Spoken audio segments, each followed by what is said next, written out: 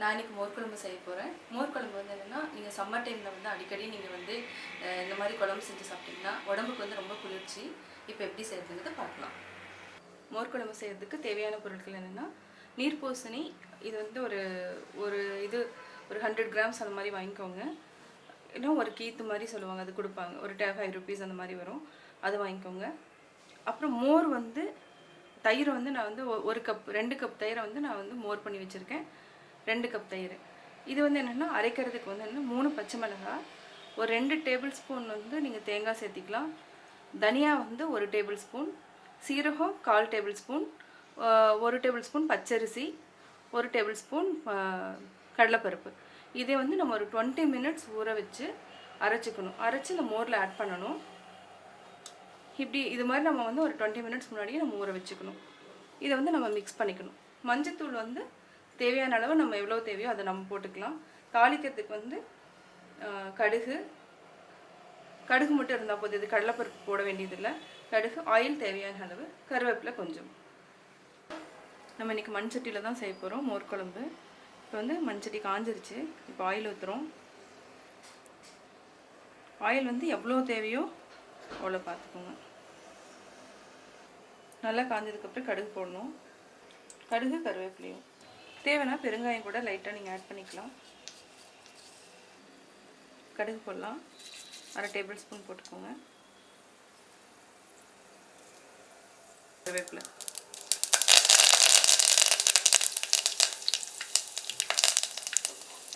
அதுக்கப்புறம் நீர்ப்பூசணி. மோர் குழம்புக்கு வந்து நீர்ப்பூசணியும் நம்ம வந்து இந்த ரெண்டுமே நம்ம ஆட் பண்ணலாம். இந்த ரெண்டுமே நல்லாயிருக்கும், டேஸ்ட்டாக இருக்கும் மோர் குழம்புக்கு. இது வந்து நீர் சத்து வந்து நிறையா இருக்குது இந்த காயில். இந்த காய் வந்து நம்ம அடிக்கடி சாம்பார் அதில் சேர்த்துட்டோன்னா ரொம்ப உடம்புக்கு நல்லது. இது நல்லா வேகணும். ஒரு 5 to 10 மினிட்ஸ் வந்து சிம்மில் விட்டு வேக வைக்கணும். தண்ணி ஊற்ற வேண்டியதில்லை, ஏன்னா இதில் ஆல்ரெடி தண்ணி அதுலேயே இருக்கிறதுனால தண்ணி வந்து ஆட் பண்ணணும்னு அவசியமே இல்லை. இந்த காயிலேயே நம்ம வந்து என்னென்னா மஞ்சத்தூள் ஆட் பண்ணிக்கலாம். ஏன்னா மஞ்சத்தூள் வந்து கொஞ்சம் பச்சை வாசம் அடிக்கும். ஸோ அதனால் இந்த காயிலே ஆட் பண்ணிட்டோன்னா நம்ம அதுக்கப்புறம் தெரியாது, அந்த வாசம் வந்து மஞ்சத்தூள் வாசம் அடிக்காது. இது கொஞ்சம் நல்லா வேகணும், காய் வந்து வேகணும். கொஞ்சம் நேரம் மூடி வச்சிடலாம். ஆல்ரெடி நம்ம மோர் பண்ணி வச்சுருக்கோம். நான் அரைக்கிறது வந்து தேங்காய், கடலைப்பருப்பு, பச்சரிசி, சீரகம், பச்சை மிளகாய், தனியா, இந்த 6 பொருளையும் நம்ம அரைச்சி வச்சுருக்கோம். அரைச்சி இந்த ஃபார்மில் இருக்கும். இதை வந்து நம்ம இது கூட மிக்ஸ் பண்ணிக்கணும். தனியா வந்து நல்லா உங்களுக்கு டேஸ்ட் கொடுக்கும், அதனால தான் தனியாக சேர்த்துறோம். ஒரு சிலர் தனியாக சேர்த்த மாட்டாங்க, பட் தனியாக சேர்த்தி பாருங்கள், இது ஒரு வித்தியாசமாக இருக்கும். இது வந்து நல்லா மிக்ஸ் பண்ணி வச்சுக்கணும். நீர்ப்பூசணிக்காய் வெந்துட்டுருக்கு. அதுக்கப்புறம் நம்ம வந்து வெந்ததுக்கப்புறம் இதையும் நம்ம சேர்த்து மிக்ஸ் பண்ணிக்கலாம். வெந்ததுக்கப்புறம் நம்ம மண்சட்டியில் நம்ம ஊற்றிக்கலாம். காய் வந்து நல்லா வெந்துருச்சு.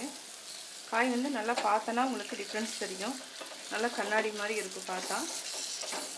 காய் வெந்ததுக்கப்புறம் இப்போ வந்து நம்ம என்னென்னா சால்ட்டு லைட்டாக நம்ம ஆட் பண்ணிவிட்டு இப்போ சால்ட்டு போட்டுடலாம். இதில் வந்து என்னென்னா தண்ணி நம்ம ஊற்ற வேண்டியதில்லை. தண்ணி ஊற்றுறதுக்கு பதிலாக அந்த காயிலே வந்து தண்ணி நிறையா இருக்கும். ஸோ அதனால் நம்ம தண்ணி வந்து ஆட் பண்ணல. இப்போ மோர் வந்து நம்ம ஆல்ரெடி ப்ரிப்பேர் பண்ணி வச்சுருக்கோம். இதை வந்து நம்ம அதில் ஊற்றிடலாம்.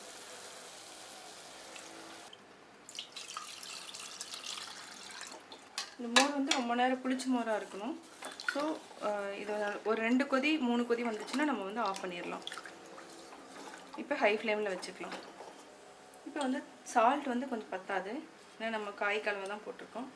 இப்போ வந்து இன்னும் கொஞ்சம் சால்ட் போட்டுட்டு ஒரு 2 கொதி வந்த 3 கொதி, நான் ரொம்பவெல்லாம் விடக்கூடாது, ரொம்ப நேரம் டைம் விடக்கூடாது. இல்லைனா அந்த புளிப்பு மோர் வந்து அந்த வாசம் வந்து இருக்காது. ஸோ அதனால் இப்போ கொஞ்சம் நேரம் மூடி வச்சுட்டு ஆஃப் பண்ணிடலாம். இப்போ இது 2-3 கொதி வந்தால் நம்ம ஆஃப் பண்ணிடலாம். இப்போ ரெடி ஆகிடுச்சு ஆல்மோஸ்ட்டு. இப்போ சம்மர் டைம் வரப்போகுது. இந்த மாதிரி மோர் குழம்பு, சௌச்சௌ கூட்டு, இதெல்லாமே நீர் சத்துக்கள் நிறைஞ்சிருக்கு. அரசாணிக்காய் அதெல்லாமே நம்ம எடுத்துக்கலாம் இந்த டைமில். ஏன்னா இது வந்து என்னென்னா சம்மர் டைமில் நம்மளுக்கு எவ்வளோ வந்து இந்த மாதிரி குளிர்ச்சியான பொருட்கள் நம்ம ஆட் பண்ணுறோமோ அவ்வளோ உடம்புக்கு நல்லது. மோர் குழம்பெல்லாம் வந்து வாரத்துக்கு 2 நாள் அந்த மாதிரி செஞ்சு சாப்பிட்டுங்க.